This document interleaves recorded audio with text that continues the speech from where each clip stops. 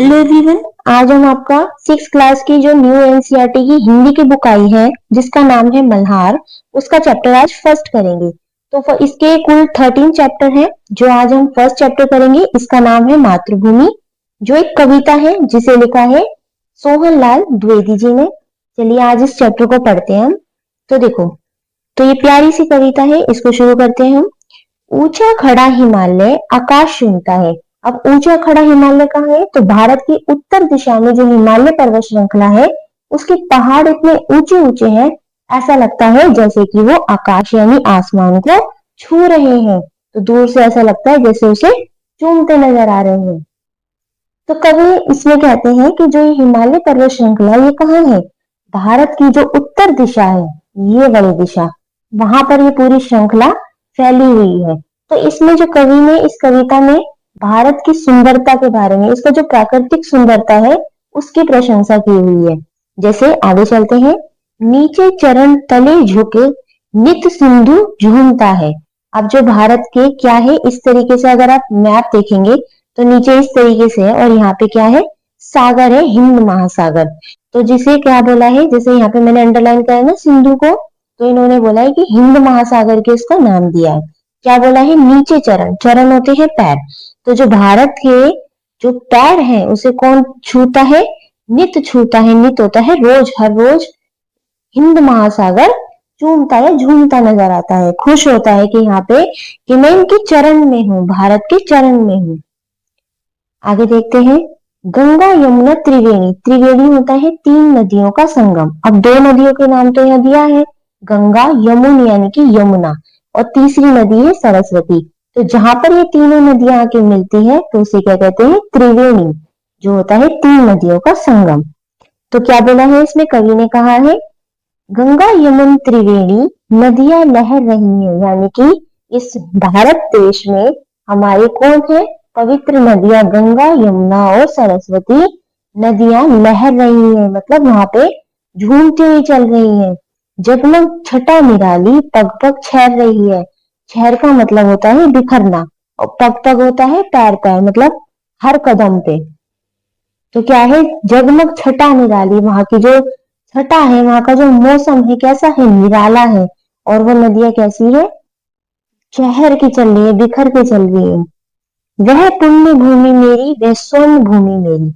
अब क्या है, कवि जी ने इसे भारत को क्या बोला है? पुण्य भूमि बोला है। क्यों? यहाँ पे क्योंकि कवि का जन्म इस भूमि पे हुआ है जहाँ पे उन्होंने सारे अपने पुण्य काम किए हैं, और उसे उन्होंने इस भूमि को क्या बोला है? स्वर्ण भूमि बोला है, यानी कि सोने की भूमि बोला है। क्यों बोला है? आपको पता होगा, अपने भारत को सोने की चिड़िया भी कहा जाता था। इसलिए कहा जाता था क्योंकि यहाँ की जो भूमि है वो बहुत उपजाऊ है, यहाँ पे बहुत ज्यादा खेती की जाती थी, और यहाँ की फसल जो है बिल्कुल भारत सारे देशों में सबसे अच्छी फसल फसल होती थी। तो यहाँ पे क्या है, भूमि को स्वर्ण भूमि कहा गया, यानी कि सोने की भूमि से इसकी तुलना की गई है। वह जन्म भूमि मेरी, वह मातृभूमि मेरी। जन्म भूमि यानी कि जो कवि है उनका जन्म यहाँ हुआ है, इसलिए उन्होंने इसको क्या बोला है? यही मेरी जन्म भूमि भी है। और मातृभूमि, मातृभूमि, मातृ यानी कि माँ, भूमि यानी धरती, तो ये मेरी माँ के समान मेरी धरती है। क्योंकि माँ क्या होती है? हमारी सब चीजों का ध्यान रखती है, हमारा पालन पोषण करती है। ऐसे ये धरती है जो भारत माता है, ये क्या करती है? ये भी हमारा पालन पोषण करती है, हमें यहाँ रहने की जगह देती है, खाने की चीजें देती है, और ये क्या है? ये हमारे माँ के समान है। आगे चलते हैं। देखो इस कविता में और क्या दिया है। झरने अनेक झरते, अनेक होते हैं बहुत सारे, झरने क्या है? इस भारत देश में बहुत सुंदर बहुत अच्छे झरने हैं, जिसकी पहाड़ियों में क्या है? भारत में पहाड़ियों से झरने निकलते हैं जो देखने में बहुत सुंदर लगते हैं। तो भारत की प्राकृतिक सुंदरता के बारे में बात करते हुए कवि कहते हैं यहाँ पे जो पहाड़ियां हैं उसमें से जो झरने निकलते हैं, अनेक झरते हैं। चिड़िया चहक रही है हो मस्त झाड़ियों में। तो यहाँ पे जो झाड़ियां हैं, पेड़ हैं, उसमें क्या है? रंग बिरंगी सुंदर सुंदर चिड़िया चहक रही है, चींची कर रही हैं। अमराइयां घनी है, अमराइयां होती है आम का बगीचा। कोयल पुकारती है, अमराइयां घनी है, कोयल पुकारती है, यानी कि जो कोयल है वो क्या है? आम के बगीचे में पुकारती है। बहती मलई पवन है तन मन सवारती। अब मलय क्या है? मलय दक्षिण भारत की एक पर्वत श्रृंखला है। जो हमारा नीचे का यहाँ भारत है, यहाँ पे क्या है? मलय पर्वत श्रृंखला है जिसपे चंदन की खेती की जाती है। चंदन की यहाँ लकड़ी होती है। तो वहां से क्या होता है, जब यहाँ से हवा चलती है तो पूरे उत्तर भारत में, दक्षिण भारत में क्या होती है? खुशबू की, एक चंदन की खुशबू फैल जाती है। तो वो क्या है? हमारे तन मन को संवारती है। वह धर्म भूमि मेरी, वह कर्म भूमि मेरी। अब क्या है इसमें? कवि ने इस कविता में इस भूमि को क्या बोला है? यही मेरी धर्म भूमि है, क्योंकि उन्होंने जितने भी धर्म करे वो यही निभाए हैं, इसी भूमि पे करे हैं।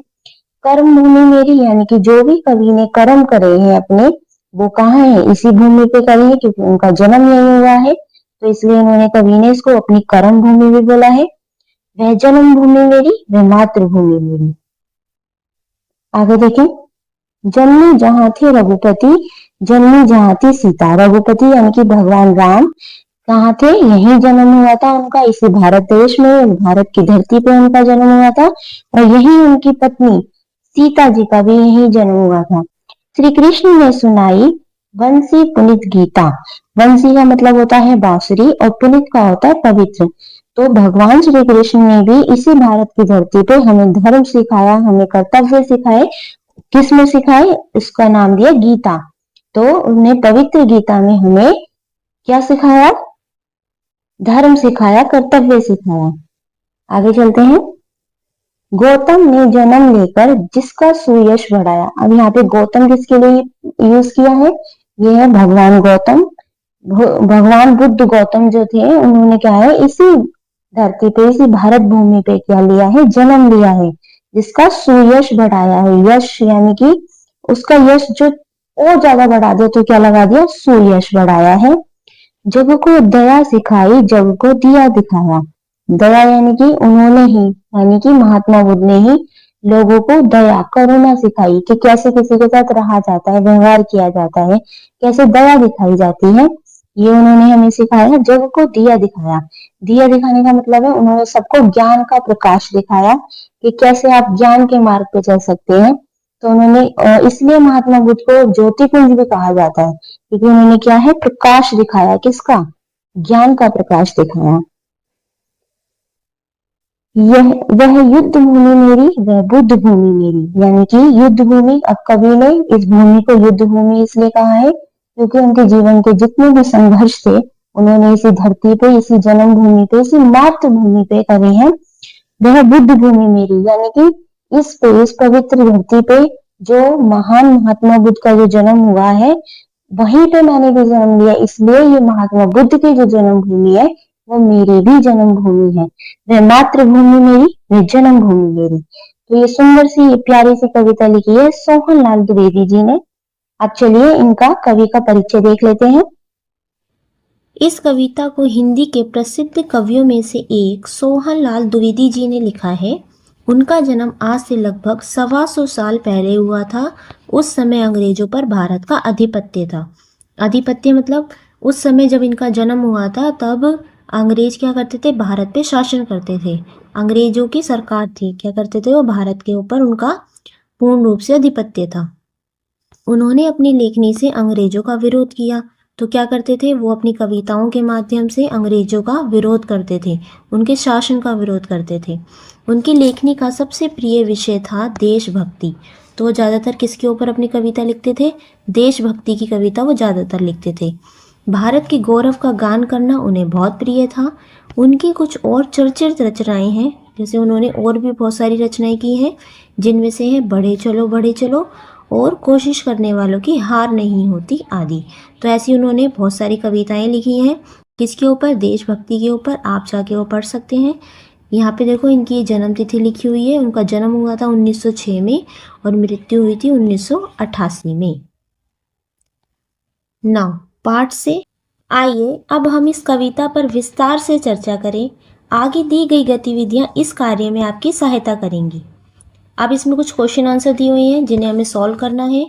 फर्स्ट है मेरी समझ से, आपको अपनी समझ से यहाँ पे आंसर देना है। क है नीचे दिए गए प्रश्नों का सटीक उत्तर कौन सा है? उसके सामने तारा यानी कि स्टार बनाइए। तो आपको जो इनमें से चारों में से जो सही ऑप्शन है उसके आगे आपको क्या बनाना है? स्टार बनाना है। फर्स्ट क्वेश्चन है इसमें, हिंद महासागर के लिए कविता में कौन सा शब्द आया है? तो आपको बताना है कविता में कौन सा शब्द है जो हिंद महासागर के लिए प्रयोग किया गया है। तो फर्स्ट है इसमें चरण, हिमालय, वंशी या सिंधु। तो कविता में हिंद महासागर के लिए सिंधु शब्द का प्रयोग किया गया है। इसके आगे आपको इस तरीके से एक स्टार बनाना है जो आंसर है आपका। सेकंड क्वेश्चन है, मातृभूमि कविता में मुख्य रूप से भारत की प्रशंसा की गई है, भारत के महापुरुषों की जय की गई है, भारत की प्राकृतिक सुंदरता की सराहना की गई है, या भारतवासियों की वीरता का बखान किया गया है। तो इसका आंसर हो जाएगा आपका आंसर नंबर फर्स्ट हो जाएगा। इसमें भारत की प्रशंसा की गई है। अब भारत की प्रशंसा के अंदर ही महापुरुषों की, प्रकृति की, वीरता की, सबकी प्रशंसा आ जाती है। ठीक है, तो इसके आगे आपको स्टार बनाना है इस तरीके से। नेक्स्ट है इसमें, अब अपने मित्रों के साथ चर्चा कीजिए और कारण बताइए कि आपने यही उत्तर क्यों चुने। तो आपको बताना है कि आपने यही आंसर क्यों चुना। तो मैंने फर्स्ट का आंसर यहाँ लिखा है कि मैंने इसमें सिंधु आंसर इसीलिए चुना। देखो, चरण शब्द का अर्थ होता है पैर, हिमालय एक पर्वत का नाम है, वंशी का अर्थ होता है बांसुरी, तथा सिंधु महासागर शब्द का पर्यायवाची होता है। जो सिंधु शब्द है वो किसका? महासागर शब्द का पर्यायवाची है। अतः हिंद महासागर के लिए कविता में सिंधु शब्द का प्रयोग किया गया है। यह उत्तर हमने इसलिए चुना। तो आपको बताना है कि यही आंसर आपने क्यों चुना। अब सेकंड है, सेकंड में हमने आंसर क्या चुना था? भारत की प्रशंसा की गई है। अब यही आंसर हमने इसलिए चुना, इसका आंसर ये है, मातृभूमि कविता में हिमालय, यहाँ की प्राकृतिक सुंदरता, यहाँ के महापुरुषों तथा देशवासियों की वीरता आदि सभी का वर्णन किया गया है। इसमें पूरे भारत के गौरव का गुणगान किया गया है। अतः हम कह सकते हैं कि इस कविता में मुख्य रूप से भारत की ही प्रशंसा की गई है, इसलिए हमने ये आंसर चुना। नेक्स्ट है, मिलकर करें मिलान। पाठ में से चुनकर कुछ शब्द नीचे दिए गए हैं, अपने समूह में इन पर चर्चा कीजिए और इन्हें इनके सही अर्थों या संदर्भों से मिलाइए। इसके लिए आप शब्दकोश, इंटरनेट या अपने शिक्षकों की सहायता ले सकते हैं। तो इसी की हेल्प से आप ये नीचे वाले मिलान कर सकते हैं। जैसे इसमें फर्स्ट है, यहाँ पे लिखे हैं शब्द और ये है अर्थ या उसके संदर्भ, जिनसे आपको इसे मैच करना है। तो फर्स्ट पे है हिमालय। हिमालय किसका मैच होगा? यहाँ पे इसके आगे मैं 1 लिख देती हूँ। भारत की उत्तरी सीमा पर फैली ये पर्वतमाला है। ये भारत है आपका इस तरीके से, और ये है उसकी उत्तरी सीमा। यहाँ पे पूरे पे ये हिमालय इस तरीके से फैला हुआ है। सेकेंड है आपका त्रिवेणी। त्रिवेणी का आंसर हो जाएगा ये, इसके आगे मैं 2 लिख दिया। 3 नदियों की मिली हुई धारा को क्या कहते हैं? त्रिवेणी, या 3 नदियों की मिली हुई या संगम। थर्ड है इसमें मलय पवन, इसका आंसर हो जाएगा आपका ये वाला, दक्षिण भारत के मलय पर्वत से चलने वाली सुगंधित वायु। फोर्थ है सिंधु, तो सिंधु का आंसर हो जाएगा 8 यहाँ पर, इसके आगे मैंने 4 लिख दिया है। समुद्र एक नदी का नाम है। फिफ्थ है गंगा यमुना, तो ये हो जाएगा इसका आंसर 5, इसके आगे 5 लिख दिया मैंने। ये क्या है? गंगा यमुना भारत की प्रसिद्ध नदियां हैं। 6 है रघुपति, यहाँ लिख दिया मैंने 6। श्री रामचंद्र का एक नाम दशरथ के पुत्र, यानी कि रघुपति किसके लिए आया? ये आया है राम जी के लिए, जो कौन थे? दशरथ जी के पुत्र थे। 7 है श्री कृष्ण, यहाँ लिख दिया मैंने। तो वसुदेव के पुत्र वासुदेव कौन है? श्री कृष्ण। तो श्री कृष्ण का दूसरा नाम क्या है? वासुदेव, इन्हें वासुदेव भी कहा जाता है। 8 है सीता, यहाँ लिख दिया मैंने 8, जनक की पुत्री जानकी। 9 गीता, यहाँ पे लिख दिया मैंने 9। तो एक प्रसिद्ध और प्राचीन ग्रंथ है श्रीमद् भगवद गीता। इसमें वे प्रश्न उत्तर और संवाद है जो महाभारत में श्री कृष्ण और अर्जुन के बीच हुए थे। किसके बीच हुए थे? कृष्ण और अर्जुन के बीच। 10th एंड लास्ट है गौतम बुद्ध, इसका आंसर है फर्स्ट वाला, एक प्रसिद्ध महापुरुष और गौतम और बौद्ध धर्म के प्रवर्तक। तो कौन थे गौतम बुद्ध? एक प्रसिद्ध महापुरुष थे और इन्होंने कौन सा धर्म चलाया था? बौद्ध धर्म। तो इसका आंसर हो जाएगा ये 10 मैंने लिख दिया। इस तरीके से अगर आपको यहाँ पे मैचिंग समझ में नहीं आ रही है तो मैंने काउंटिंग यहाँ लिख दिया, आप इस तरीके से भी यहाँ पे समझ सकते हैं। नेक्स्ट है पंक्तियों पे अब चर्चा करनी है। कविता में से चुनकर कुछ पंक्तियां नीचे दी गई हैं, इन्हें ध्यान से पढ़िए और इन पर चर्चा कीजिए। आपको इनका क्या अर्थ समझ में आया? अपनी विचार कक्षा में अपने समूह में साझा कीजिए और अपनी लेखन पुस्तिका में लिखिए। अब आपको लिखना भी है। तो यहाँ पे एक स्टैंजा लिया हुआ है, क्या है? वह युद्ध भूमि मेरी, वह बुद्ध भूमि मेरी, वह मातृभूमि मेरी, वह जन्मभूमि मेरी। तो इस लाइन का आपको क्या मतलब समझ में आया, आपको वो लिखना है।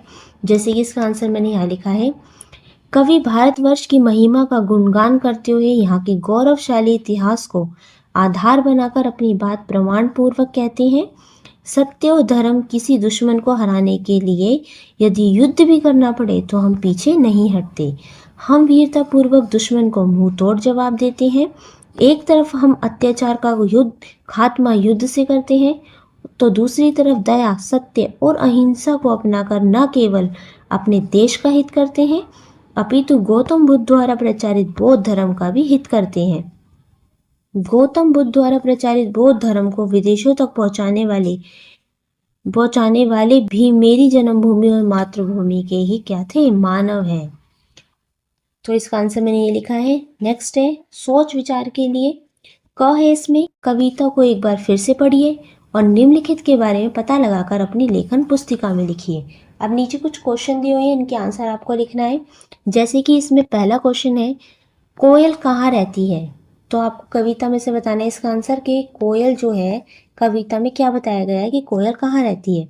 तो फर्स्ट का मैंने आंसर यहाँ लिखा है, कोयल अमराई या आम के बगीचे में रहती है। कहाँ रहती है वो? आम के बगीचे में। क्वेश्चन नंबर दूसरा है इसमें, तन मन कौन संवारती है? तो ये है सेकंड, मलय पवन तन मन संवारती है। यह पवन दक्षिण भारत के मलयगिरी पर्वत के शिखरों से बहकर आती है। यह चंदन की खुशबू युक्त होती है। तो क्या है? दक्षिण भारत है। दक्षिण भारत कौन सा? ये जो नीचे का, ये जो एरिया है दक्षिण भारत में, कौन सा पर्वत है? मलयगिरी पर्वत है, जहाँ पर चंदन की ज़्यादा खेती की जाती है, चंदन के ज़्यादा पेड़ है, इसलिए वहाँ से जो हवा चलती है उसमें कैसी खुशबू होती है? उसमें चंदन की खुशबू ज़्यादा पाई जाती है। क्वेश्चन 3 है इसमें, झरने कहाँ झरते हैं? तो ये है थर्ड का आंसर, झरने हमारे देश के पहाड़ और पहाड़ियों से झरझर कर नीचे बहते हैं। फोर्थ है, श्री कृष्ण ने क्या सुनाया था? ये है फोर्थ, महाभारत के युद्ध में अर्जुन ने अपने प्रियजनों को सामने देखकर युद्ध न करने का निश्चय किया था। भगवान श्री कृष्ण ने उन्हें प्रेरित करते हुए क्षत्रिय धर्म की रक्षा करते हुए युद्ध करने को कहा। जबकि कोई अत्याचारी प्रेम की भाषा ना समझे तो युद्ध करना आवश्यक हो जाता है। उनके इन उपदेशों को गीता में संकलित किया गया है। गीता में संकलित ये उपदेश हमारी अमूल्य निधि है। तो इस तरीके से उन्होंने, श्री कृष्ण ने क्या सुनाया? गीता का उपदेश सुनाया। क्वेश्चन नंबर 5 है इसमें, गौतम बुद्ध ने किसका यश बढ़ाया था? तो 5 ये है, गौतम बुद्ध के सत्य, दया और अहिंसा वाले विचारों ने देश विदेश में फैलकर भारत का यश बढ़ाया। बौद्ध धर्म का जन्म, इसका प्रचार प्रसार भारत से ही पूरे विश्व में फैला हुआ है। तो ये थे इसके क्वेश्चन आंसर। अब ख देख लेते हैं। नदियां लहर रही है, पग पग छहर रही है। पग पग होता है हर कदम। तो नीचे देखो लहर और छहर का अर्थ दिया हुआ है। जैसे लहर का अर्थ होता है पानी का हिलोरा, मौज, उमंग, वेग, जोश। क्या होता है? जैसे समुद्र होता है उसमें लहरें आती है, इस तरीके से पानी आगे आता है फिर पीछे चला जाता है, तो इसे पानी का हिलोरा या लहर कहा गया है। छहर होता है बिखरना, छितरना, छिटकना या फैलना, ये होता है आपका छहर। कविता पढ़कर पता लगाइए और लिखिए कहाँ कहाँ छटा छहर रही है। तो ये है फर्स्ट का आंसर है यहाँ पे, प्रयागराज ने जहाँ गंगा, यमुना और सरस्वती तीनों नदियों का मिलन होता है। कहाँ पर होता है? प्रयागराज में। उसके आसपास दूर दूर तक लहरों अर्थात धाराएं चहर रही हैं, अर्थात उनकी सुंदरता चारों ओर छिटक कर बिखर कर मन को मोह रही है। इसमें सेकंड क्वेश्चन हो जाएगा, किसका पानी लहर रहा है? तो ये है सेकंड क्वेश्चन, प्रयागराज में जहाँ गंगा, यमुना और सरस्वती तीनों नदियों का पानी लहरा लहरा कर बह रहा है, ऐसा लगता है कि मानो तीनों नदियां मिलकर अपनी प्रसन्नता व्यक्त कर रही है। प्रसन्नता होती है खुशी, तो ऐसा लगता है कि ये तीनों नदियां अपनी खुशी या प्रसन्नता व्यक्त कर रही हैं। नेक्स्ट है कविता की रचना। गंगा यमुन त्रिवेणी, नदियां लहर रही हैं। यमुन शब्द यहाँ यमुना के लिए आया है। कभी कभी कवि कविता की लय और सौंदर्य को बढ़ाने के लिए इस प्रकार के शब्दों को थोड़ा बदल देते हैं। यदि आप कविता को थोड़ा और ध्यान से पढ़ेंगे तो आपको भी बहुत सी विशेषताएं पता चलेंगी। आपको जो विशेष बातें दिखाई दे उन्हें आपस में साझा कीजिए और लिखिए। जैसे सबसे ऊपर इस कविता का एक शीर्षक है, तो अब जो शब्द आए हैं इसमें वो आपको यहाँ पे लिखनी है। जैसे कि मैंने यहाँ लिखा है, देखो यहाँ से आंसर लिखा है ना, जो यमुन शब्द यमुना के यमुना नदी के लिए आया है। तो कविता जो कवि है कविता की लय और सौंदर्य बढ़ाने के लिए वो शब्दों को थोड़ा बदल देते हैं। जैसे सिंधु झूमता है, अब सिंधु किसके लिए आया था? हिंद महासागर के लिए। तो क्या हिंद महासागर झूमता है? नहीं, ये कविता की विशेषता बढ़ाने के लिए इस शब्दों का प्रयोग किया गया है, इसलिए लिखा है सिंधु झूमता है। नीचे चरण तले झुक नदियां लहर रही हैं, नदियों के लिए क्या भाषा यूज की है कि वो लहर रही हैं।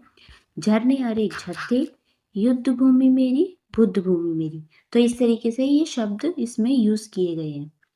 नेक्स्ट आपको इसमें मिलान करना है। स्तंभ 1 और स्तंभ 2 में कुछ पंक्तियां दी गई हैं। मिलते जुलते भाव वाली पंक्तियों को रेखा खींचकर जोड़िए। अब देखो आपको मिलान करना है पंक्तियों में। एक है स्तंभ 1 और एक है स्तंभ 2। यहाँ पे है फर्स्ट, वह जन्मभूमि मेरी वह मातृभूमि मेरी। इसको मैंने मैच करा है यहाँ पे, जिसके आगे लिखा है 1। मैंने उस भूमि पर जन्म लिया है इसलिए तो मेरी जन्मभूमि है। वह भूमि मेरी माँ के समान है इसलिए वो क्या है? मेरी मातृभूमि भी है।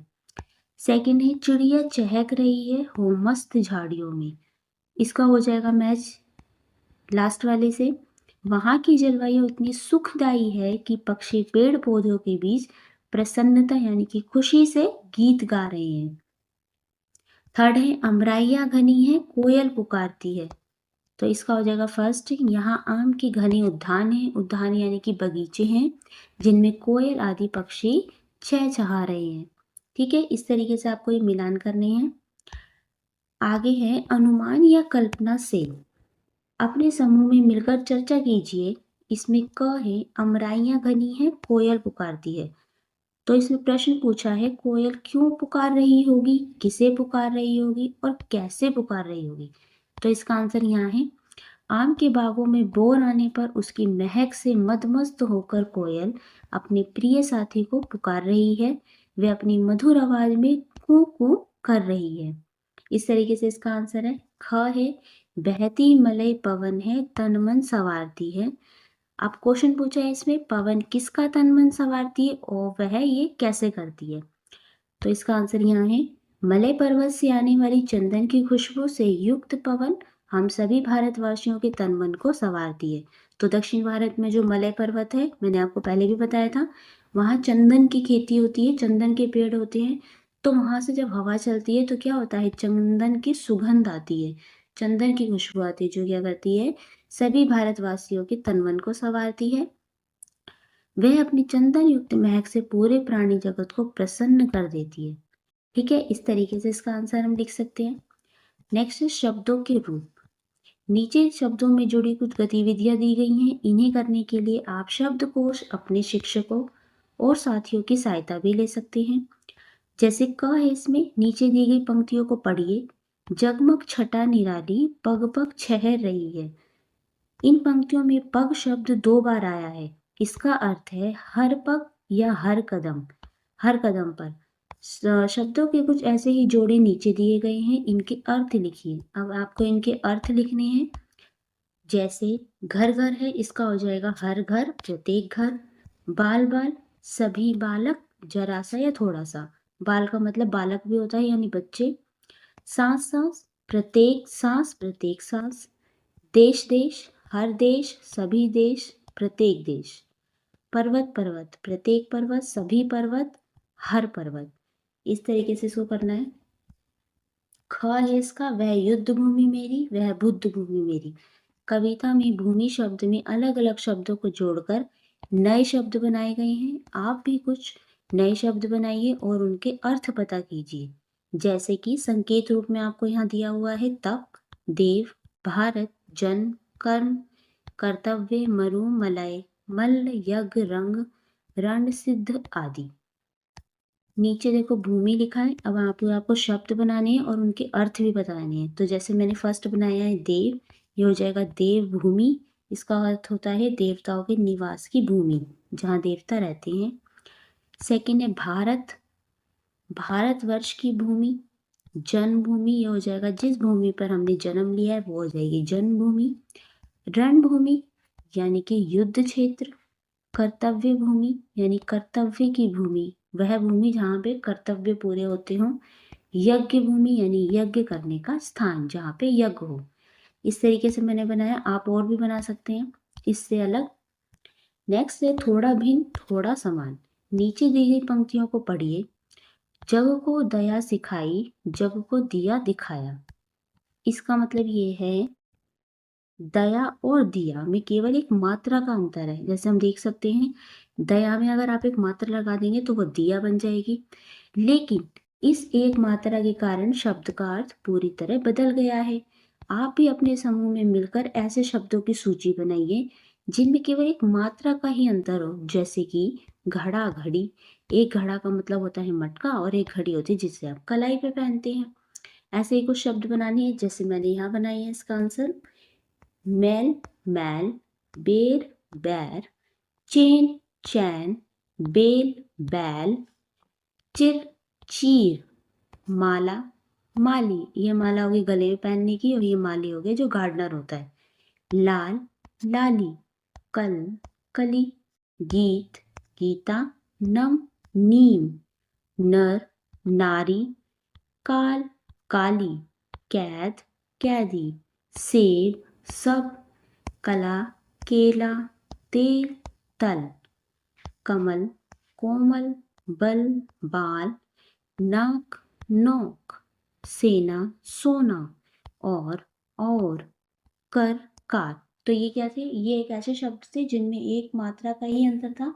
एक मात्रा लगाने से इस शब्द का दूसरा शब्द बन जाता है और इनका अर्थ पूरी तरह बदल जाता है। तो इस तरीके से मैंने शब्द लिखे। आप और भी लिख सकते हैं इससे अलग जो आपको आते हो, या इसमें से भी आप लिख सकते हैं। आगे चलते हैं पाठ से आगे। आपकी बात इसमें क है। इस कविता में भारत का सुंदर वर्णन किया गया है।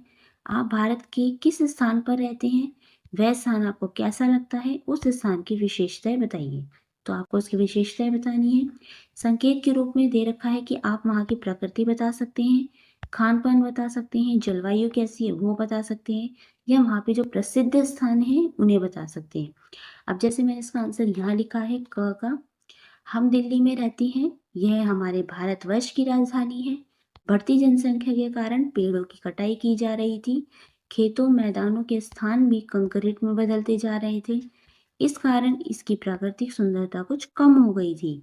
परंतु अब झीलों उद्यान का नवीनीकरण, नए नए पुलों, मेट्रो के निर्माण से मेरी दिल्ली सुंदर बनती जा रही है। यहाँ भारत के सभी प्रांतों के लोग रहते हैं, इसलिए खान पान में भी बहुत विविधता है। हम सभी शांतिपूर्वक मिलजुल कर यहाँ के बदलते मौसम का आनंद लेते हैं। यहाँ Lal Qila, India Gate, rail museum, Akshardham, Kamal Mandir आदि दर्शनीय स्थल हैं। इस तरीके से मैंने इसका आंसर लिखा है। नेक्स्ट है ख। अपने परिवार के किसी सदस्य या मित्र के बारे में लिखिए। उनकी कौन कौन सी बातें आपको अच्छी लगती है वो भी बतानी है। इसका आंसर है हम संयुक्त परिवार में रहते हैं। संयुक्त परिवार यानी कि इसमें दादा दादी चाचा चाची जितने भी मेंबर्स हैं हमारे घर के वो सारे साथ में रहते हैं, तो वो क्या हो गया, ये हमारा संयुक्त परिवार हो गया। तो परिवार के सभी सदस्य एक दूसरे का ख्याल रखते हैं। वैसे तो मुझे अपना पूरा परिवार अच्छा लगता है, किंतु मुझे मेरे दादाजी बहुत प्रिय हैं। हम सुबह उठकर उनके चरण छूते हैं, चरण यानी उनके पैर छूते हैं। वह हमें प्रतिदिन हमारे स्कूल में बस में चढ़ाते हैं। प्रतिदिन संध्या यानी शाम के समय हम उनके साथ पार्क में खेलने जाते हैं। रात को सोने से पहले वह हमें प्रतिदिन कहानी सुनाते हैं और अच्छी अच्छी बातें भी बताते हैं। तो मैंने तो दादाजी के बारे में लिखा है।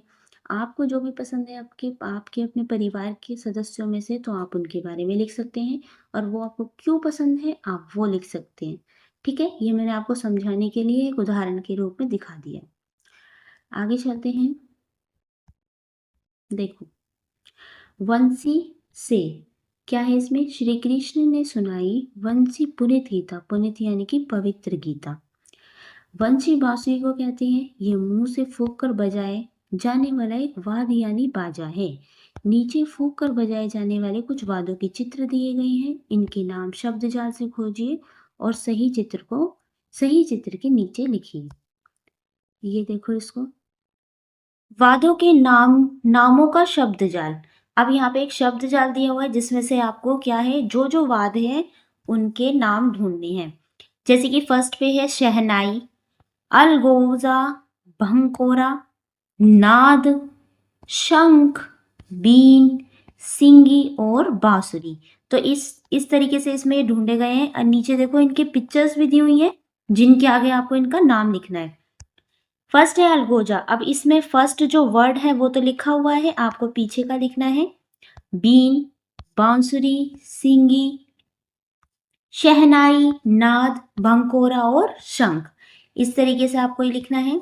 नेक्स्ट है आज की पहेली। इसमें एक पहेली दी हुई है। आज हम आपके लिए एक अनोखी पहेली लाए हैं।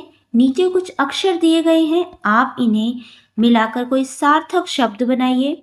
अक्षरों को आगे पीछे किया जा सकता है, यानी उनका क्रम बदला जा सकता है। आप अपने मन में से किसी भी अक्षर के साथ कोई मात्रा भी लगा सकते हैं। पहला शब्द हमने आपके लिए पहले ही बना दिया है, देखते हैं इसे। देखो फर्स्ट पे लिखा है क्रम संख्या और सेकंड पे है अक्षर जो हमें बनाना है और फिर है शब्द। तो जैसे फर्स्ट इन्होंने करके दिखाया, क्या है यहाँ पे लिखा है स म ह गर। अब इसे कोई सार्थक शब्द बनाना है जिसका कोई अर्थ हो, तो ये बनाया है महासागर। तो आप देख सकते हैं जैसे इन्होंने ह के पीछे एक आ का डंडा लगाया है और स के पीछे भी आ का डंडा है, तो इस तरीके से इन्होंने एक सार्थक शब्द बनाया है। तो जैसे कि आपको बताया, आप कोई सी भी मात्रा का प्रयोग कर सकते हैं। सेकंड पे है, यहाँ पे बना है हिमालय, फिर है गंगा, इससे बना है भीतर, ये है लायक और ये बना पवन। तो इस तरीके से हमने ये सार्थक शब्द बनाए। इसके अनुसार कोई सी भी मात्रा आप लगा सकते हैं। नेक्स्ट है झरोके से। आप अपने विद्यालय में वंदे मातरम गाते होंगे। वंदे मातरम बंकिम चंद्र चट्टोपाध्याय द्वारा रचा गया था। यह गीत स्वतंत्रता की लड़ाई में लोगों के लिए प्रेरणा का स्रोत था। भारत में इसका स्थान जन गण मन के समान है। क्या आप इसका अर्थ जानते समझते हैं? आइए आज हम पहले इसका अर्थ समझ लेते हैं, फिर समूह में चर्चा करेंगे। तो जब आप अपने स्कूल में प्रेयर करते होंगे तब आपने ये गाया होगा वंदे मातरम, ठीक है। तो ये लिखा किसने, ये आपको पता होना चाहिए। ये लिखा है बंकिम चंद्र चट्टोपाध्याय ने। और एक है जनगण मन, ये किसने लिखा है? ये लिखा है रविंद्रनाथ टैगोर ने। आपको पता होनी चाहिए दोनों बातें। तो देखो आज हम वंदे मातरम का अर्थ समझते हैं। क्या है वंदे मातरम सुजलाम सुफलाम। तो हे माता, मैं तुम्हें प्रणाम करता हूँ। तुम जल से भरी हुई हो, फलों से परिपूर्ण हो। मलयज शीतलाम, तुम्हें मलय से आती हुई पवन शीतलता प्रदान करती है। अब हमने पढ़ा ना मलय पर्वत के बारे में जो दक्षिण में है। सस्य श्यामलाम मातरम वंदे मातरम, तुम अन्न के खेतों से परिपूर्ण वंदनीय माता हो। हे माँ, मैं तुम्हें प्रणाम करता हूँ। अन्न के खेतों यानी कि हमारी जो धरती है, भारत माता की जो धरती है, यहाँ पे जो उगाया जाता है, बहुत सारा अनाज उगाया जाता है जो कि बहुत अच्छा है। तो इसलिए यहाँ की जो धरती को सोने की कहा गया है। और सोने की धरती कहने का मतलब ये है, इसे भारत को सोने की चिड़िया भी कहा गया है। इसलिए कहा गया क्योंकि यहाँ पे जो अनाज है बहुत अच्छा उगाया जाता है और बहुत अच्छी क्वालिटी का होता है, जैसे कि और देशों में नहीं होता। शुभ्रम जोशना पुलकिति यामिनी, जिसकी रमणीय रात्रि को चंद्रमा का प्रकाश शोभायमान करता है। यानी कि जिसमें जो रात को जो चंद्रमा का प्रकाश है वो शोभा यानी कि उसकी बहुत सुंदरता होती है। फुल्ल कुस्मित द्रुमदल शोभिनी, जो खिले हुए फूलों के पेड़ों से सुसज्जित है। यानी कि जो पेड़ों पे फूल लगते हैं ना, कितने सुंदर लगते हैं, तो बोला है उससे सुसज्जित है, यानी कि सुंदर सजे हुए हैं। सुहासिनी सुमधुर भाषिनी, सदैव हंसने वाली, मधुर भाषा बोलने वाली। सुखदाम वरदाम मातरम वंदे मातरम वंदे मातरम, सुख देने वाली, वरदान देने वाली माँ, मैं तुम्हें प्रणाम करता हूँ। तो इसलिए आपको पता होने चाहिए जो आप प्रेयर में वंदे मातरम गाते हैं उसका अर्थ ये है जो हम क्या करते हैं अपनी धरती माता को प्रणाम करते हुए बोलते हैं। ठीक है, आगे चलते हैं। अब इसमें है साझी समझ। आपने मातृभूमि कविता को भी पढ़ा और वंदे मातरम को भी। अब कक्षा में चर्चा कीजिए और पता लगाइए कि इन दोनों में से कौन सी बातें एक जैसी हैं और कौन कौन सी बातें कुछ अलग हैं। तो आपने देखो दोनों कविताएं पढ़ी, एक तो पढ़ी मातृभूमि, एक पढ़ा वंदे मातरम। तो आपको बताना है इनमें से कौन सी तो जो बातें हैं वो सेम है और कौन सी बातें अलग अलग है। तो देखो इसका आंसर मैंने यहाँ लिखा है। तो फर्स्ट में मैंने लिखा है समानताएं, यानी कि जो दोनों पोयम में समान है, एक जैसी बातें हैं। और ये है भिन्नताएं, यानी कि जो दोनों पोयम में अलग अलग है। तो फर्स्ट है इसमें दोनों में ही मातृभूमि की वंदना की गई है। मातृभूमि यानी कि जो हमारी धरती माँ है उसकी वंदना की गई है, उसकी स्तुति की गई है। अच्छा, भिन्नता है, अलग क्या है इसमें? मातृभूमि कविता में भारत भूमि को पुण्य भूमि, स्वर्ण भूमि, धर्म भूमि, कर्म भूमि, युद्ध भूमि, बुद्ध भूमि कहा गया है। जबकि वंदे मातरम में गीत में कवि ने इसे सुख देने वाली, वरदान देने वाली कहा है। ठीक है, ये इसका एक भिन्नता हो गई, अलग हो गया। सेकंड पॉइंट देखते हैं। दोनों ही कविताओं में परतंत्र भारतवासियों को जागृत कर देश को स्वतंत्र करने के लिए प्रेरित किया गया है।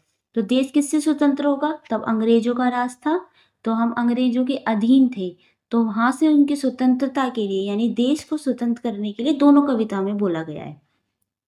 अच्छा, इसकी विभिन्नता क्या है, अलग क्या है? मातृभूमि कविता में पक्षियों की चहचहाट, कूकने का वर्णन है, जबकि वंदे मातरम में ऐसा कुछ भी नहीं है, क्योंकि पक्षियों की बात वंदे मातरम में नहीं की गई है। थर्ड है, दोनों में ही मलयगिरी पर्वत को सुगंधित पवन का वर्णन है। हाँ, हमने पढ़ा। थर्ड, अच्छा इसमें है, इसमें विभिन्नता क्या है? मातृभूमि कविता में अनेक महापुरुषों का गौरव गान किया गया है। वंदे मातरम में भारत माता को सदैव हंसने वाली, मधुर भाषिणी और वरदान देने वाली वर्णित किया गया है, किसी भी महापुरुष के बारे में नहीं कहा है। फोर्थ है, इसमें समानता है, दोनों में भारतवर्ष की भव्यता व सुंदरता का वर्णन किया गया है कि भारत हमारा कैसा है, सुंदर है। इसमें विभिन्नता है, मातृभूमि कविता में भारतवर्ष की नदियों, समुद्रों, झरनों का वर्णन किया गया है, जबकि वंदे मातरम गीत में भारत भूमि को जल और फलों से परिपूर्ण बताया गया है। तो हमने देखा दोनों में ही समानता क्या है, दोनों में ही विभिन्नता क्या है। इस तरीके से आप ये बॉक्स बना के कर सकते हैं। कविता को पढ़ने पे अगर आपको और भी कोई समानता या विभिन्नता लगती है तो आप वो भी लिख सकते हैं। मैंने ये 4 पॉइंट लिखे हैं। आगे चलते हैं। इसमें सेकंड है खोजबीन के लिए। तो देखो नीचे पाठ से संबंधित कुछ रचनाएं दी गई हैं, इन्हें पुस्तक में दिए गए QR कोड की सहायता से पढ़ें, देखें व समझें। स्वाधीनता की सरगम वंदना के इन स्वरों में, तो ये आप देख सकते हैं जाकर, ये QR कोड है, उस पर जाके देख सकते हैं आप।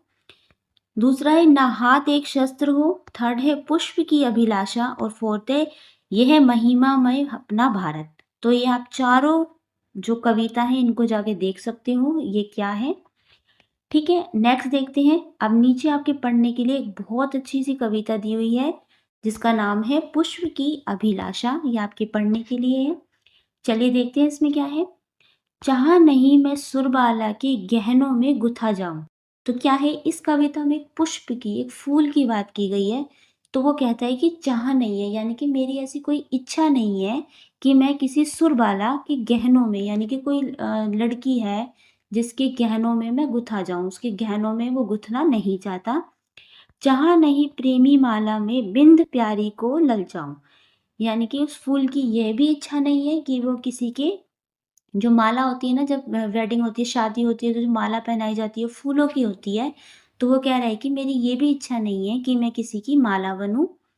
चाह नहीं सम्राटों के शब पर हे हरि डाला जाऊं। तो उसकी ये भी इच्छा नहीं है फूल की कि मैं किसी सम्राट हो, राजा हो, उसके शव पे, यानी कि जब वो मर जाते हैं तो उनके ऊपर डाला जाऊं। तो इसकी बिल्कुल इच्छा नहीं है ऐसी।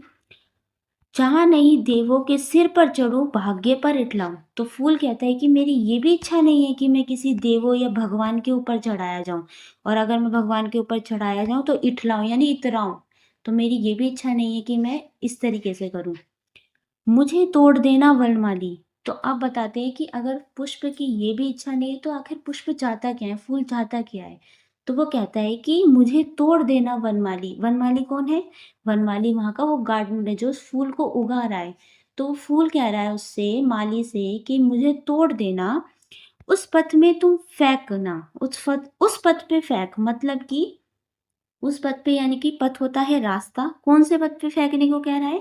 मातृभूमि पर शीश चढ़ाने जिस पथ जावे वीर अनेक।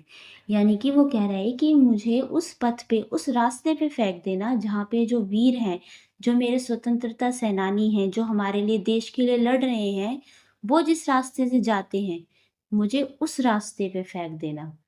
तो ये फूल ये कह रहा है कि ना तो मुझे किसी सुरबाला की गहनों में गुथना है, ना किसी की माला बनना है, ना सम्राट यानी किसी राजा पे चढ़ना है, ना भगवान पे मुझे चढ़ाओ, बल्कि मुझे तो ये करो जहाँ से वो स्वतंत्रता सेनानी जाते हैं, हमारे देश के सिपाही जाते हैं, उस रास्ते पे मुझे बिछाओ, ये मेरी इच्छा है।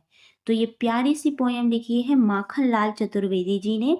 आप जाके इन कवि की बहुत सारी और भी पोयम है जो देख सकते हैं, पढ़ सकते हैं, जो कि बहुत अच्छी हैं। अब देखते हैं, तो ये था आपका फर्स्ट चैप्टर हिंदी की बुक का। और ये बुक कौन सी है? ये 6th क्लास की न्यू बुक आई है, उसका चैप्टर है, जिस बुक का नाम है मल्हार। तो आज हमने फर्स्ट चैप्टर करा है जो एक कविता है। अब हम इसका सेकंड चैप्टर करेंगे। तो अगर आपको ऐसी और वीडियो देखनी है तो please do not forget like share and subscribe. आप चैनल को सब्सक्राइब करके उसका बेल आइकन जरूर प्रेस कर लीजिएगा, ताकि कोई भी नई वीडियो आएगी तो उसका नोटिफिकेशन आपको बहुत जल्दी मिल जाएगा। एंड अब मिलते हैं नेक्स्ट वीडियो में। कुछ पूछना है तो आप इसमें कमेंट कर सकते हैं नीचे। Thank you for watching.